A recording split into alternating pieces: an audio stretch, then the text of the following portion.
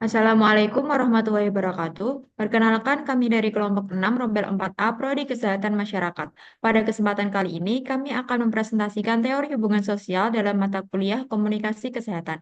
Sebelumnya, perkenalkan anggota kelompok kami, yaitu dengan saya sendiri Tiara Nuril Safitri, kemudian ada Nafida Fitria, Sabila Zakiyah, Rifki Lukman Hakim, Aulia Lutfirian, dan Habisya Sarfa Zafira. Yang pertama ada pengertian. Teori hubungan sosial atau social relationship theory adalah teori yang mengkaji hubungan interpersonal dan interaksi sosial antara individu. Teori ini berfokus pada motivasi individu dalam menjalin hubungan sosial, serta bagaimana hubungan sosial tersebut mempengaruhi perilaku, emosi, dan kesejahteraan individu.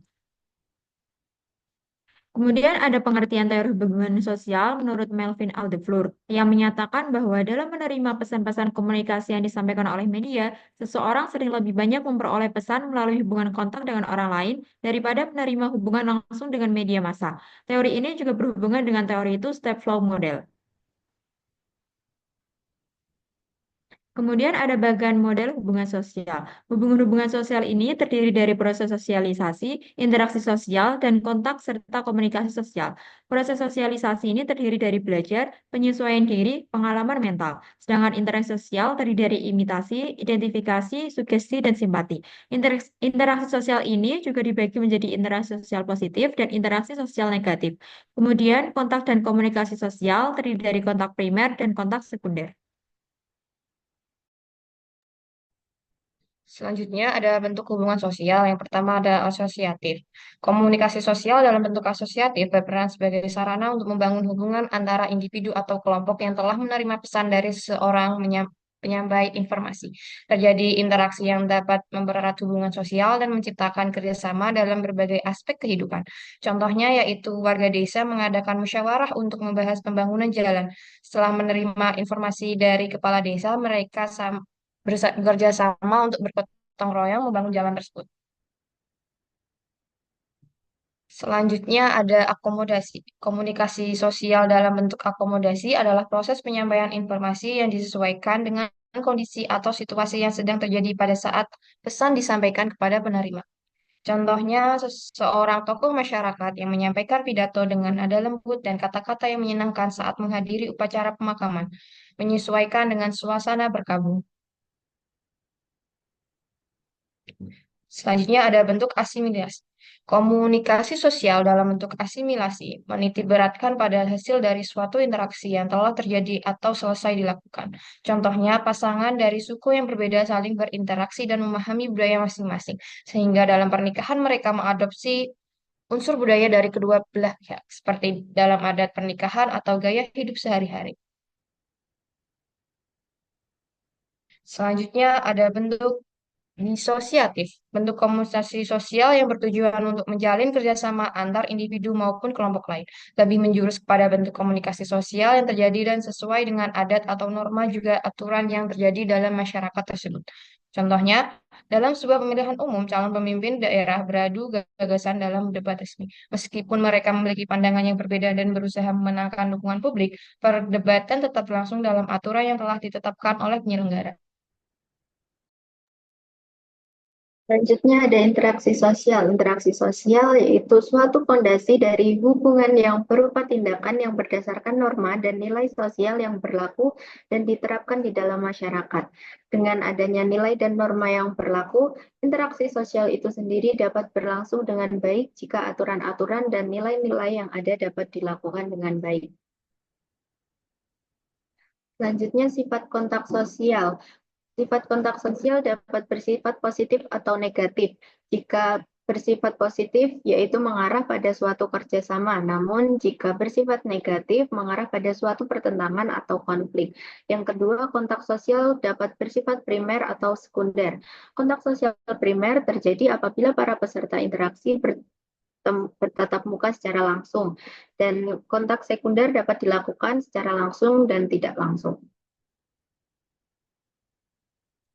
Faktor hubungan sosial terbagi menjadi dua, ada faktor internal dan eksternal. Untuk faktor internal yang pertama yaitu keinginan untuk meneruskan atau mengembangkan keturunan dengan melalui perkawinan antara dua orang yang berlainan jenis, saling tertarik dan berinteraksi. Faktor yang kedua, keinginan untuk memenuhi kebutuhan hidup karena manusia butuh orang lain untuk memenuhi kebutuhannya. Selanjutnya, keinginan untuk mempertahankan hidup terutama menghadapi serangan dari luar dirinya. Dan yang terakhir yaitu faktor keinginan untuk melakukan komunikasi dengan sesama.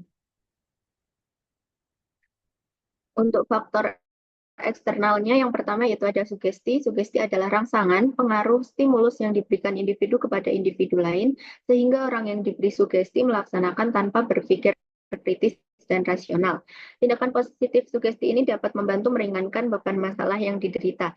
Namun ada juga negatif sugesti dapat mengarahkan seseorang untuk mengakhiri permasalahan dengan jalan pintas. Contoh dari sugesti yaitu minum minuman keras karena frustasi dan melakukan pencurian karena kesulitan ekonomi. Faktor eksternal yang kedua yaitu identifikasi. Identifikasi adalah pemberian tanda-tanda pada golongan barang atau sesuatu. Tujuan dari identifikasi ini untuk membedakan komponen-komponen yang satu dengan yang lainnya, sehingga tidak menimbulkan kebingungan. Contohnya yaitu orang yang akan naik pesawat, tasnya diberi tanda pengenal pemilik agar mudah mengenalinya. Faktor eksternal selanjutnya yaitu ada imitasi. Imitasi atau meniru ini adalah proses menyalin tindakan orang lain dengan melibatkan panca indera untuk menerima rangsangan dan mengolahnya menjadi gerakan. Proses ini membutuhkan pemahaman yang lebih dalam, bukan hanya dalam hal bahasa, tetapi juga dalam memahami cara berpikir orang lain.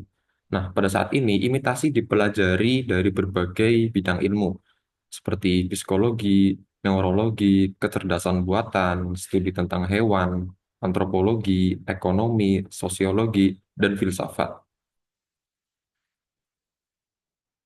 Kemudian selanjutnya ada simpati. Ini ada proses seorang yang merasa orang itu tertarik pada pihak lain. Ketertarikan ini didorong oleh keinginan untuk memahami perasaan dan pikiran orang lain. Contohnya ada memberikan ucapan bela sungkawa kepada orang yang terkena musibah. Selanjutnya ada empati, adalah perasaan ketertarikan yang mendalam kepada orang lain. Di sini lebih dalam ya pengaruhnya dibandingkan dengan simpati. Contohnya seorang ibu merasa sangat sedih karena anaknya sakit keras. Ya, selanjutnya ada motivasi, adalah dorongan yang diberikan kepada seseorang individu kepada individu lainnya. Tujuannya agar orang yang diberi motivasi ini menuruti atau melaksanakan apa yang dimotivasikan.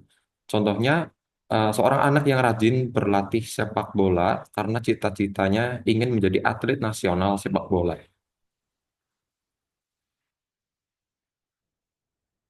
Kemudian ada proses sosialisasi. Di sini ada tiga proses. Yang pertama ada proses internalisasi. Sebelum itu, sosialisasi adalah proses yang memungkinkan seseorang belajar tentang sikap, nilai, atau tindakan oleh suatu kebudayaan tertentu.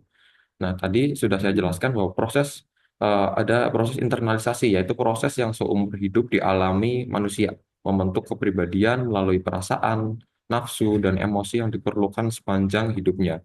Contohnya seorang anak yang terbiasa mencuci tangan sebelum makan secara alami akan membawa perilaku tersebut hingga dewasa. Proses yang kedua ada sosialisasi. Proses seorang individu mendapatkan pembentukan sikap untuk berperilaku sesuai dengan perilaku kelompoknya. Contohnya suatu masyarakat mendapatkan penyuluhan tentang vaksinasi, sehingga masyarakat tersebut akan patuh terhadap program vaksinasi tersebut. Dan yang ketiga ada proses inkulturasi, yaitu proses pembudayaan seorang individu mempelajari dan menyesuaikan alam pikiran serta sikapnya dengan adat istiadat, sistem norma, dan peraturan-peraturan yang hidup kebudayaannya. Contohnya seorang tenaga kesehatan belajar praktik-praktik yang menggunakan teknologi baru untuk menyesuaikan pengobatan modern.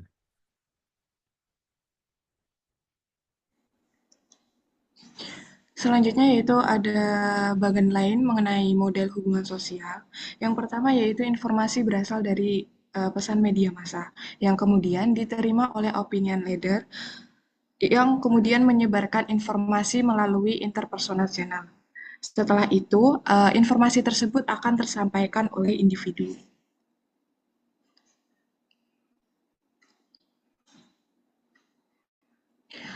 Selanjutnya yaitu model two-step flow model, yaitu menggambarkan alur penyebaran informasi dari media massa kepada masyarakat melalui dua tahap. Nah, tahap pertama ini, informasi dari media massa diterima oleh opinion leader, yaitu individu yang lebih memahami dan memiliki pengaruh dalam suatu komunitas. Nah, tahap kedua ini, opinion leader menyebarkan informasi tersebut kepada individu lain dalam jaringan sosial mereka melalui interaksi secara langsung. Oke, yang pertama yaitu pesan media massa. Pesan media tidak langsung diterima oleh individu, melainkan melalui perantara yang disebut dengan opinion leader. Pesan-pesan komunikasi ini lebih banyak diterima individu melalui hubungan personal dibandingkan langsung dengan media massa. Kemudian, informasi melalui media massa tersebar melalui hubungan-hubungan sosial di dalam masyarakat. Yang kedua yaitu opinion leader, yaitu individu yang memiliki wawasan lebih luas dan dipercaya oleh kelompok sosialnya. Mereka dapat menginterpretasikan pesan dari media dan menyebarkannya sesuai dengan pemahaman mereka. Informasi bergerak dari media kepada orang-orang yang secara relatif banyak pengetahuannya. Opinion leader ini juga berperan penting dalam membantu pembentukan persepsi dan interpretasi khalayak sekitar dalam menanggapi pesan komunikasi massa. Selanjutnya adalah interpersonal channel. Saluran interpersonal berfungsi sebagai perantara yang menyalurkan informasi dari media kepada individu yang kurang terpapar oleh media dan lebih mengandalkan orang lain sebagai sumber informasi. Saluran ini menekankan pentingnya komunikasi langsung dalam membangun serta menjaga hubungan antar individu. Informasi yang diterima oleh opinion leader kemudian disebarkan melalui komunikasi antar pribadi seperti percakapan langsung, interaksi di media sosial, atau diskusi kelompok.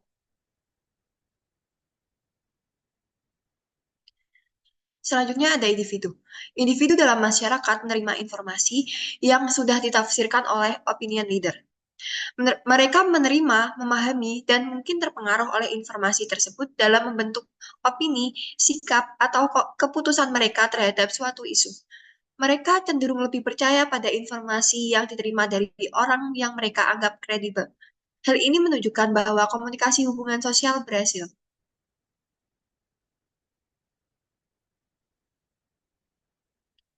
Selanjutnya terdapat kelebihan dan kekurangan. Kelebihannya, yang pertama ada informasi dapat berpindah dari media kepada orang-orang yang relatif memiliki banyak pengetahuan. Yang kedua ada informasi bergerak cepat pada kelompok karena terdapat pengaruh dari informan yang dipercaya.